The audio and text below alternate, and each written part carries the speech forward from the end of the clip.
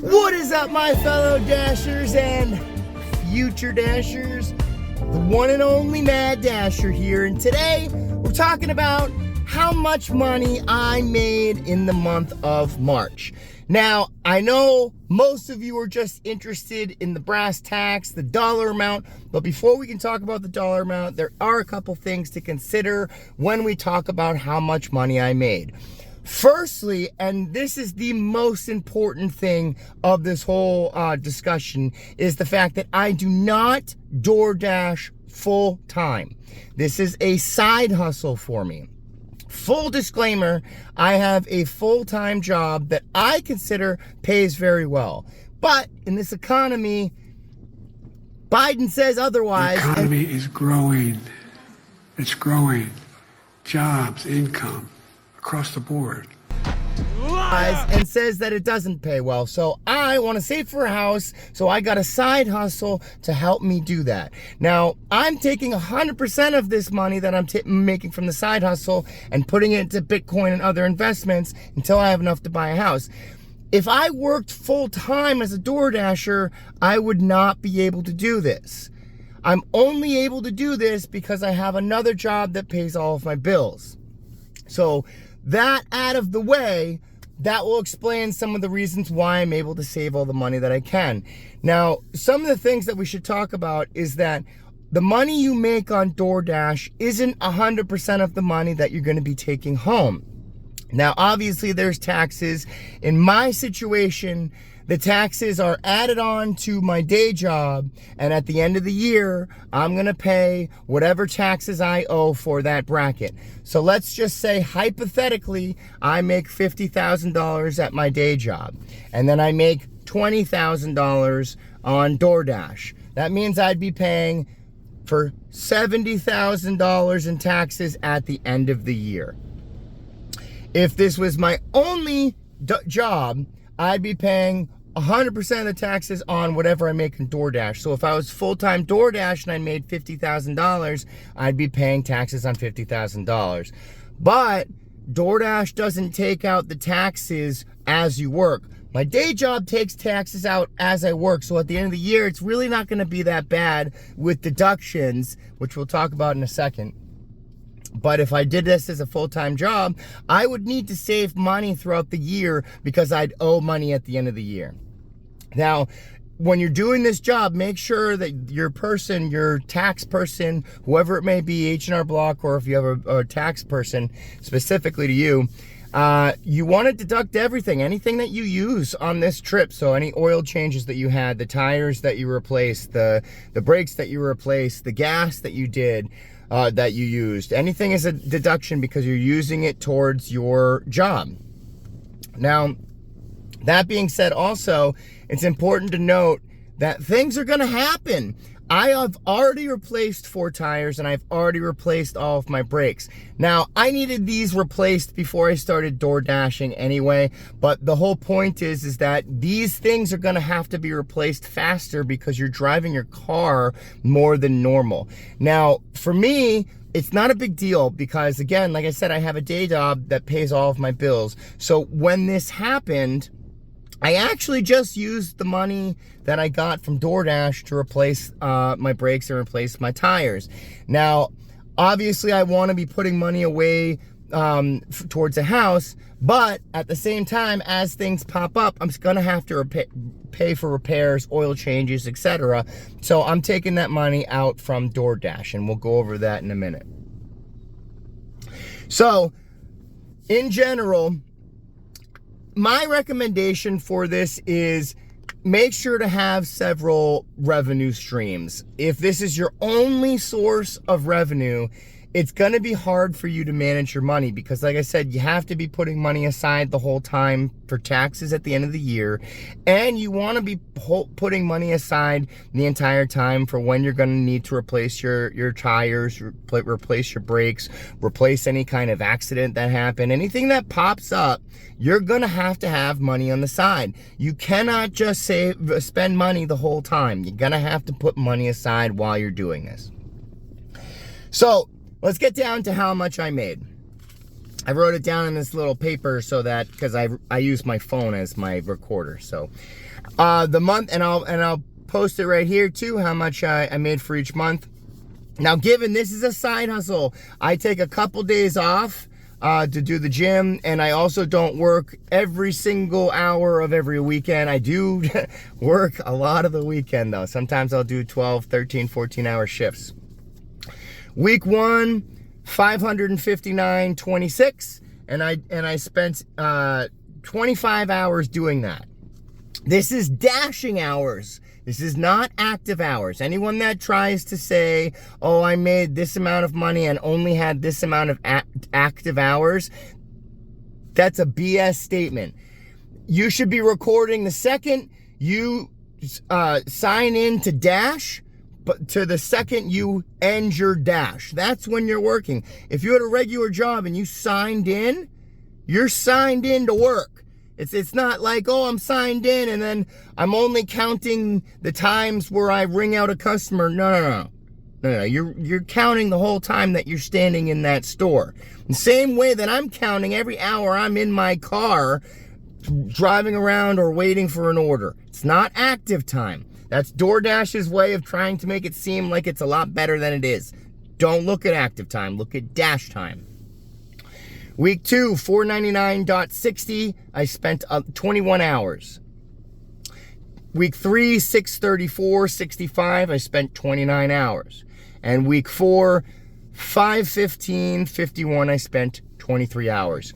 If you combine all the money together, I made $2,209.02 for the month of March. Now, I know March isn't over yet, but I spent some of the time in February, so I'm just taking the 4 weeks, the majority of the 4 weeks in March.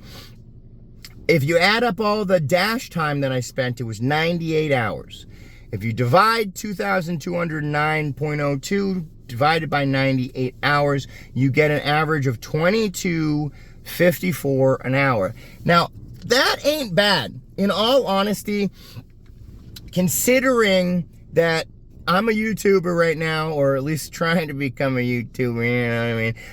I do a lot of challenges. I've been taking every single order. So the fact that I've been taking every single order and doing these dumb challenges and still averaging for the entire month $22.54, that's really good. I'm going to be doing comparisons later to see if I stop doing all these like weird challenges and have a full week of just accepting only the offers I should, how much it's going to make a difference. I honestly don't think it's going to make too much of a difference. Although some nights I can average $25 to $30 an hour, this is only $22.54. So obviously it's making a difference to a certain degree. Now, this is also with me as a part-timer as well. It's very important, in order to make the money that I made, you have to work nights. I work almost every single night during the week. I never work mornings unless it is a weekend morning. Weekend mornings are actually very lucrative, and I suggest working weekend all day. Saturday and Sunday, weekend all day. Don't work Friday. That's just my honest opinion. What does this mean? I think that, in my honest opinion, I would not do this, and this is nothing against anyone that does this full time, okay? I would not do this full time without a secondary revenue stream. I think, first of all, I think everybody right now should be having multiple revenue streams, no matter what you're doing, right? So I have my day job. I have another social media account, an Instagram account that I get paid like a very small amount, like $100 a month for. And then I have Doordash as a side hustle. Right now, though, I also realize that these Doordash YouTube channels can be very lucrative. This is full transparency. I know that YouTube can make you a lot of money. Now, do I think it's gonna make me filthy rich? No. But what I do think is that if I build a community, like you awesome people that watch me, and I'm super, super grateful for that, by the way, that eventually, if I have enough followers, I might get, let's say, $400 a month. That adds up. I mean, you can add that to the $2,200 a month I make on Doordash. That would be $2,600 a month. That would be a big addition to what I'm doing. And considering I'm taking all of the money from this side hustle and from Instagram, YouTube, whatever I'm making, that all goes towards investments. My day job is what pays all of my bills. So I don't have to worry about that. That money gets paid. Now, I know the other thing with this, with Doordash, is that you have to pay for gas as well. Wear and tear in the car, we already talked about, but gas as well. I personally don't think about the gas. I have a Honda Civic that gets very, very good gas mileage, and it doesn't take a lot to fill up my car. It's probably about $30 from absolute empty to the top of the gas tank. $30, and I will get maybe 3 or 4 sessions of door dashing because I work 3 hours at night every single night, or an entire day's worth on a Saturday or a Sunday, and I'm talking like 14 hours of driving, and I'll still have gas the next day. So if you do that and divide by 4 sessions at 3 hours, I mean, I'm maybe spending $7 to $10 each session for a 3-hour session. I don't even calculate that in my head because I'm using my other day job, or I'm using my credit card to pay for the gas, so I'm not really thinking about it. And I know people think about the wear and tear on their car. I personally don't, because I'm not thinking about the future, how much money I'm gonna have to owe, because I have other revenue streams. So the only thing I'm focused on right now is how much money I can get in the short term to put away into investments, and then those investments hopefully will triple, quadruple, whatever they're going to do. I know everybody's skeptical about Bitcoin. My personal opinion is that I'm planning on buying a house in 2 years. My personal opinion about how much Bitcoin's gonna be worth in 2 years, and you can mark this video for later and say, haha, you were wrong, or I'm gonna say I told you so. I think it's gonna be over 300,000. Right now, considering it's only 70,000, you're talking about a 4x investment for 2 years. I think that's pretty good. I also have a lot of money, not a lot of money, to me it's a lot of money. I have about 2.5 million shares in a stock called BEGI, which is also, they're having patents on, they're building their own blockchain trading platform. So instead of trading Bitcoin on a blockchain, you're going to be able to trade securities on a blockchain, which is very revolutionary, and they had just got a patent for it, which means they have a 20-year monopoly over that exact type of trading platform. So I know this is not what you signed up for when you looked at the video, but this is full transparency of where my money's going, how I plan on saving all of that money. I don't plan on spending this money. Now, my other job, I do have some vacations planned up as well. This is why I think people should be working all the time. The economy sucks. Hustle. You know, don't let other people say, oh, you shouldn't do this, you shouldn't do that. Don't listen to them. Don't listen to any naysayer. Don't listen to anybody that's trying to tell you anything that you shouldn't hear. Work really hard and get the things that you deserve.